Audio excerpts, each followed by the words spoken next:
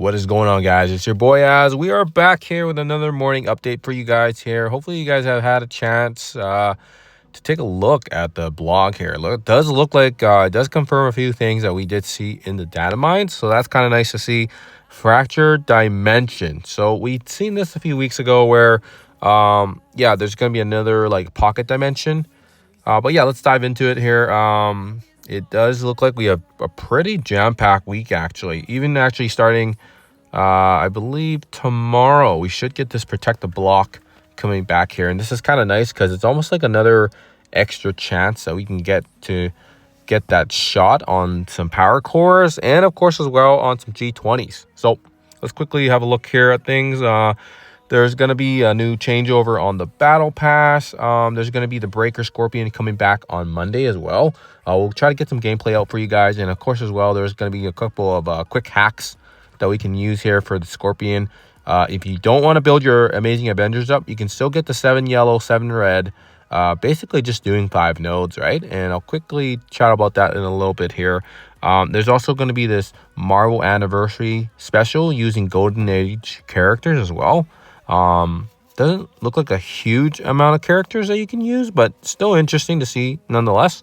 And then, yeah, like I said, there's going to be the Fractured Dimension coming alongside the return of a tower as well here, the Mighty Blade Tower, which we've already kind of speculated and seen in the data mines, but it is always good to get that confirmation. So it does look like between basically when the Spider Tower and the Blade Tower ending, or the Blade Tower coming, we should get a few days in between where there's going to be no towers, which is actually going to be interesting because I think that's going to be the first time we haven't had anything running since this whole tower thing started. So I think that'll be kind of a nice break for people. So anyways, Fractured Dimension, yeah, you're going to be able to use the Amazing Avengers here. And it does look like there's some pretty high level character restrictions as well here for the later stages. Most of mine are pretty built up already because we were doing the T raids, but I imagine some people might not have them built up all the way, so this could be an issue just given the resource and the gold crunch, and we'll have to see if the rewards are meaningful enough. It is nice that they did mention here that we are going to be getting Storm Mighty Shards back up, so I should have waited and I shouldn't have spent my power cores last time on using those dumb orbs, but kind of the way it goes sometimes. We didn't know if she was coming back, and it is nice here that it does confirm that we are getting at least 300 shards more on her coming back, and that should help people hopefully get her up a bit more.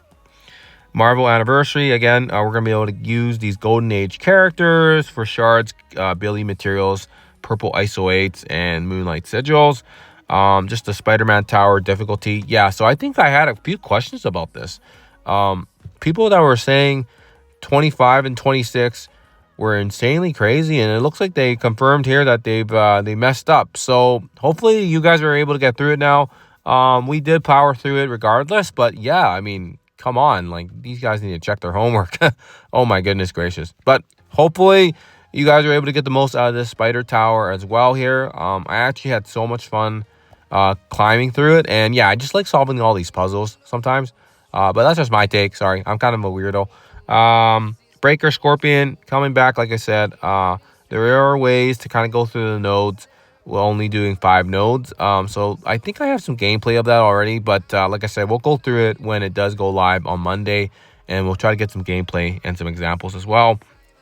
Mighty Blade, same thing. We've got some examples of that as well here. We'll get some gameplay when it does go live. Alliance gifting. Yeah, my apologies. I thought we could gift other stuff. It does look like they are staying with the stance that they're going to be gifting basically these premiums, which is like a battle pass and strike points, which doesn't really help the free-to-play or the minimal spenders either. So, yeah, we'll have to see if they expand this in the future and see if they can actually do it with more stuff, which is a little bit unfortunate. And, yeah, blah, blah, blah. We don't care. They are changing a few things with regards to the Age of Fear stories. They're going to be moving basically the gold that we get from the missions in they're going to put in the command center instead, and it's going to be similar to those milestones we've already been completing. But yeah, the daily logins, the playing battles, and actually overall it'll give us more gold than we've gotten before. It's going to come out to about 750,000 per day, times that by 7 weeks, or 7 days, excuse me. It's not 7 weeks. And that comes out to a little bit more than 5 million, which is kind of more than what we've been getting. And I think this is kind of nice. Regardless, we should get more gold in our hands, which I'm not going to complain about. But yeah, unfortunately, hopefully they add more than just gold. Hopefully they add other stuff too. That'd be kind of nice if they do that. Protect the Block is also, like I said, coming back today. So we're going to be doing a whole bunch of stuff already in the arena and blitzing and stuff like that. So make sure you guys are doing that up here while it is in the game. Unfortunately, you need to get some characters ready to go here, like your Winter Guard and Malekith and Sentry and Surfer Breaker as well for other stuff. So make sure you guys are blitzing all those up, and we'll have to see what the other teams are on Sunday. Maybe it's the same one as last week. And the Blue Marble Power Up, we already know about that. The 2 diamonds that are currently in game. Don't forget to collect all your freebies on the pre-claim stuff. It's also like the 12 days of the giveaway for Thena. So make sure you guys are logging in and checking that free claim stuff on the web store. Other than that, let's quickly dive in game for a couple of details here. Okay, so first and foremost, make sure you guys are doing your Battle Maestro Sentry battle here. I've got a couple of reminders to get my alliance up and to get their attacks as well here. It looks like we are missing quite a few attacks, but yeah, make sure you guys are getting in there. And honestly, I don't know if we'll be able to hit the quota. I think we usually hit at least 10 on here, but yeah, we are definitely for sure slacking a little bit. We did hit about 4 billion, which is pretty solid for us. We'll have to see. If he's got a couple more rounds on him before the next Battle World, which is Destroyer. They did confirm that that's coming soon for Continent 4, so we'll have to see if there's more details of that. But yeah, just make sure you guys are getting your attacks in as well for that while he is in game. Let's quickly look at a couple things here. There's a couple events going on here. This World at Brink, we talked about it yesterday briefly, but lots of great stuff in here. And I'll just scroll off here. I haven't done any power cores yet, but yeah, like I said before, lots of good stuff.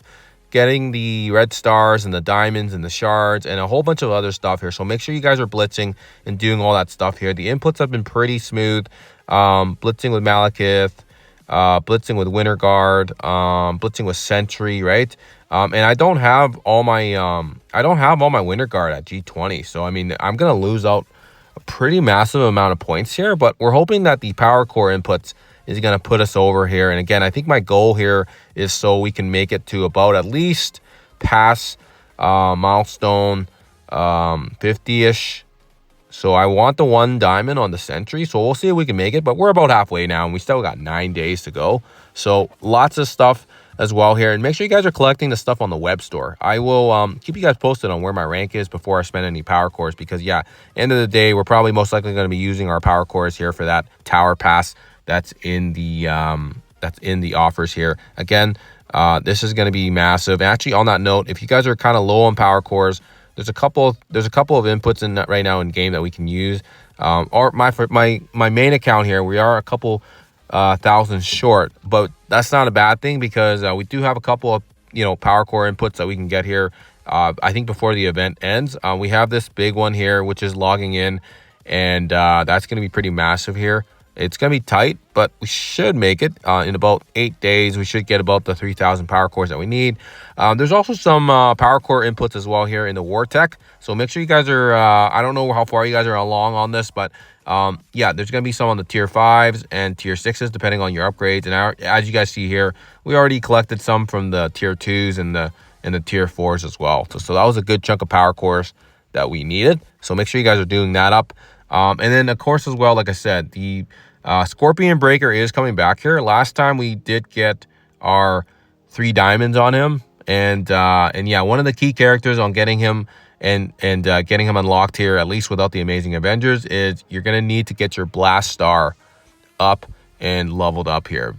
We now that we've had time to kind of farm some of his awakened materials, we're going to have a smoother time, I think, trying to get him up here, especially bringing these up here, because yeah, he was really key on basically the last node before the Amazing Avengers, and this is the one where they had that crazy super scroll. So now we're going to be able to do it even easier, because now we're going to be able to upgrade some of these awakened materials that we've gotten from the store.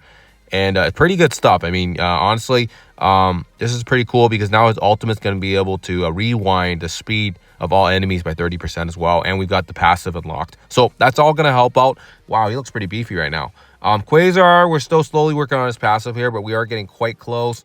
And in case you guys didn't know, you can get the Awakened passive materials basically right here, right after you buy it from the character store. I don't know if I want to buy this Phantom Rider one, but yeah, you can see Thunderstrike's passive, Blastar's passive, and Quasar's ultimate. So that's what I've been using my sigils on. And yeah, let me know in the comments below if you guys have been doing that. And again, as well, like I said, it's good to take advantage of the fact that they are in the store right now. So that's what I've been doing. And yeah, hopefully that makes sense. Also, with regards to the Blade Tower, you can see where the tower challengers are. So before even the Friday, you can start planning. If this is the first time you guys have run it, there's a lot of key characters here, but I had another video. I'm going to link it in the description as well if you guys need to know kind of a more efficient path to get the Blade Tower unlocked. We have Null and his Symbiote 16, which is going to be a key meta team for the upcoming tower. And of course as well, Fantastic 3, and then our Omen team. All these 3 teams are basically going to be really, really good in a lot of different sections. So it's just good to take advantage of it. And if you have those teams built up already, great. You can start focusing on some other key ones. Blastar was really good as well. Quasar, Jeff, Sentry, and then both the Ammas were really good just because they can control speed. Apocalypse as well. Oath, because she fills up the speed bar on the teammates. Eclipse, because she is one of the faster characters. Yeah, lots of good characters here. Darkstar was really good too, but I don't have her leveled up. And I do believe Nova and Phantom Rider weren't too shabs either. But yeah, I didn't really have them too leveled up. But we'll get some guides out for you guys when that does come out rolling around Friday. Other than that, guys, that is kind of it for my morning update. Let me know what you guys think. Have a good rest of your Saturday. Have a good, lovely weekend as well. I'll see you guys in the next one.